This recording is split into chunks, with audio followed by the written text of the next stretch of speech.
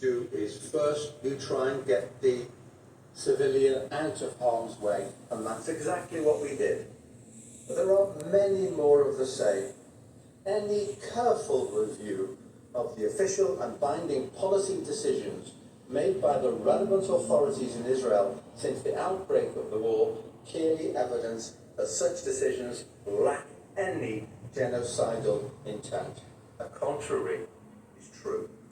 They are indicative of the consistent and relentless commitment of Israeli relevant authorities to mitigate civilian harm and alleviate civilian suffering in Gaza.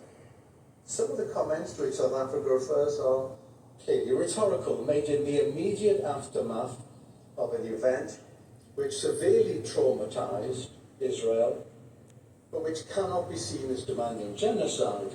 They express anguish and the necessity to restore control over Israel's own territory under severe threat and safety to its citizens. As Judge Tomka has noted, sometimes statements are made which are nothing more than a part of the recent wartime rhetoric, intending to put the blame and shame on the other side. Not to be totally ignored, but not to be ascribed an importance which belies how and when they were made, nor of legal significance. Let me refer to one further matter of some biblical moment. Yesterday, the applicant referred time and again to two statements by the Israeli Prime Minister where he said, "Remember what Amalek did to you," and attached great importance to it as part of the argument that Israel has demonstrated a genocidal intent. There is no need here for a theological discussion on the meaning of Amalek in Judaism, which was indeed not understood by the applicant. Let me just turn to the Prime Minister's statement of the 28th of October, which was partially and misleadingly quoted yesterday. He said, "We are now entering the second phase of the war, which its objectives are clear: destruction of the military and governmental capabilities of Hamas, and the return of the hostages back home.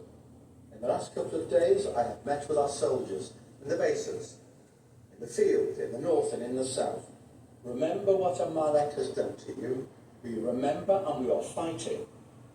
In front of our brave and hero soldiers, there is one prior mission: to defeat the murderous enemy and secure our existence in our land. The IDF is the most moral army in the world. The IDF does everything to avoid harming the uninvolved." Tab 3 lists and addresses additional examples of misleading quotes by the applicant regarding Israel's policy. It is thus our conclusion that South Africa has failed to demonstrate the prima facie jurisdiction of the court. I turn to the next issue. As the court has noted, its power to grant provisional measures has its object the preservation of the respective rights claimed by the parties in a case pending its decision on the merits. At the provisional measures stage, the court does not need to determine that such rights do actually exist in a definitive manner, but it must establish that such rights are plausible. South Africa yesterday dealt with this rather lightly.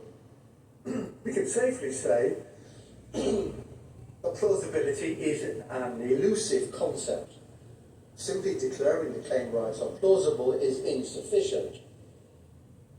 The issue was addressed by Judge Greenwood in the border area case, when he emphasised that what is required is something more than assertion, but less than proof. In other words, the party must show that there is at least a reasonable possibility that the right it claims exists as a matter of law and will be adjudged to apply to that party's case. He later discussed this in terms of a reasonable prospect of success.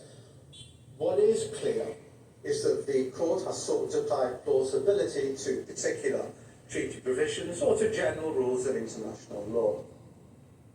The court has also considered claims of fact in this context as well as law.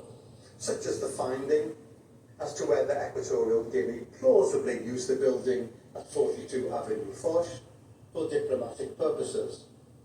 In this case, the court did not limit itself to considering where the applicant plausibly held the rights in question under international law, but extended the field of inquiry to include consideration as to whether it was plausible that the respondent had breached the rights in question.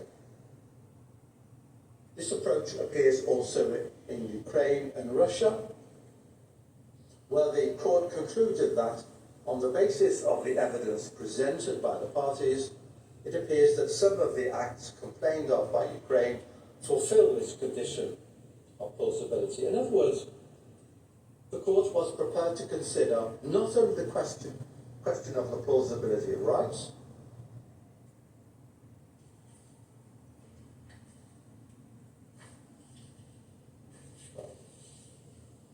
someone has shuffled my papers.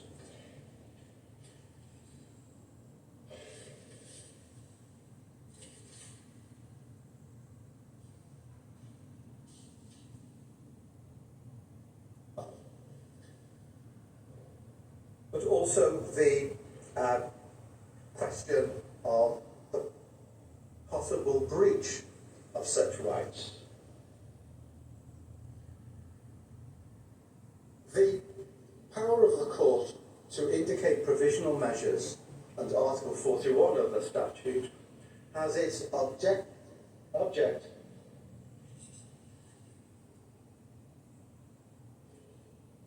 Yes, someone thought that my speech was a pack of cards.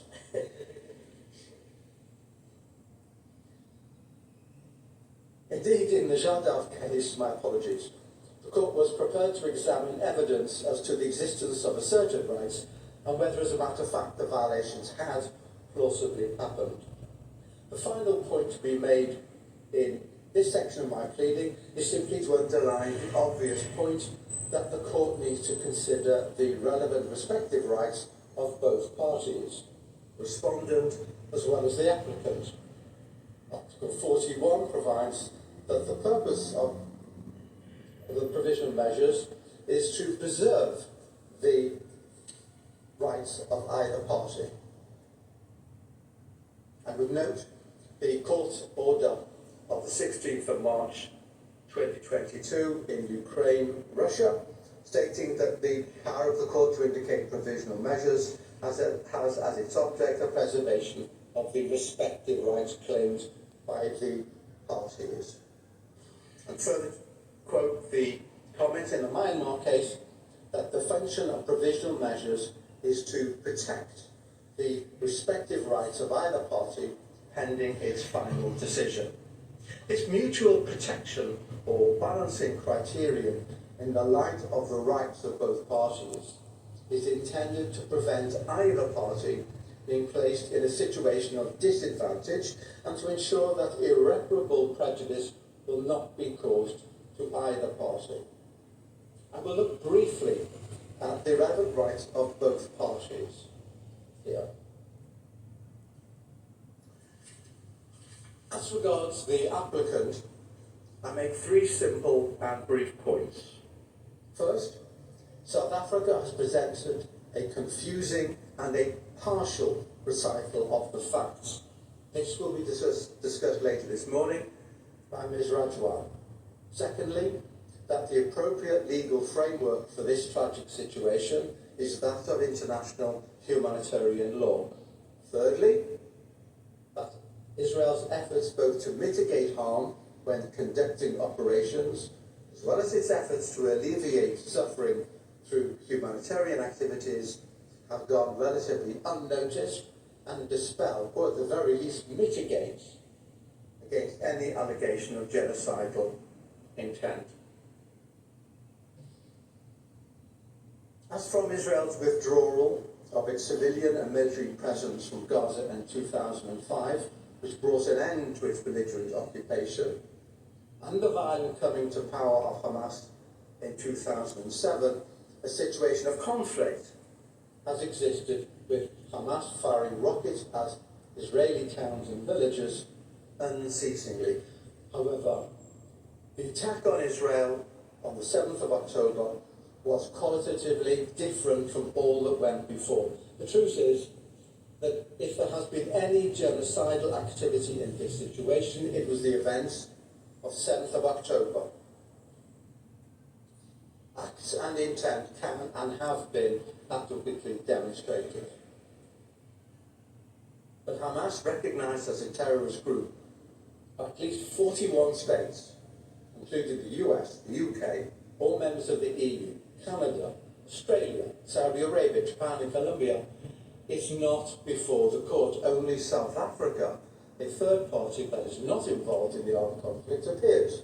Nevertheless, as South Africa has pointed out, complicity in genocide is in play.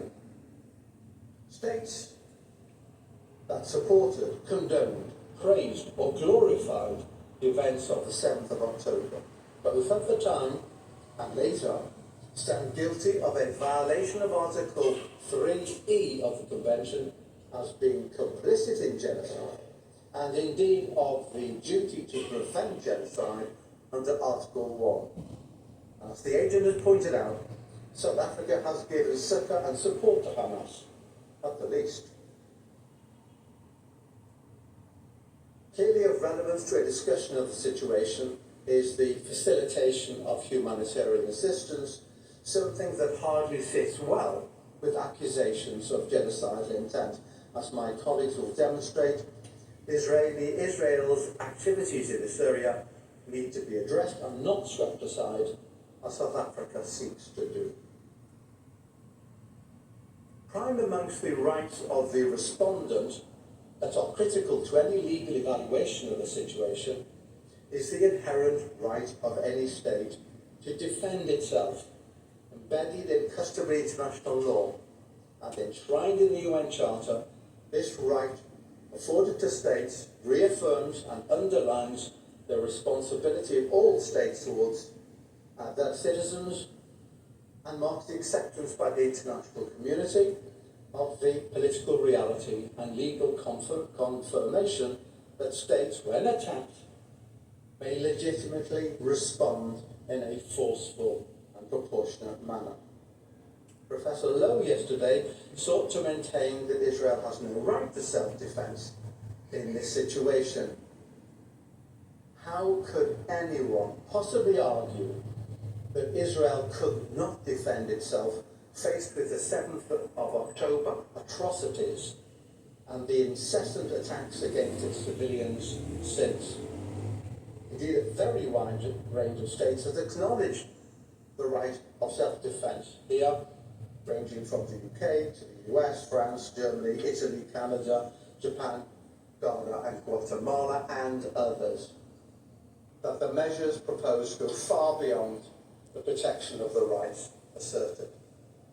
Madam President, members of the court, this is an important case.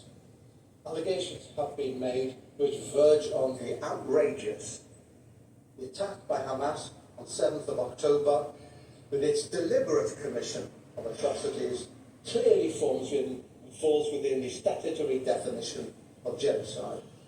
Israel's response was and remains legitimate and necessary. It acted and continues to act in a manner consistent with international law. It does so not in an unrestrained manner, but in investing unprecedented efforts in mitigating civilian harm at a cost to its operations, as well as alleviating hardship and suffering with investment of resources and efforts. There is no genocidal intent here. This is no genocide.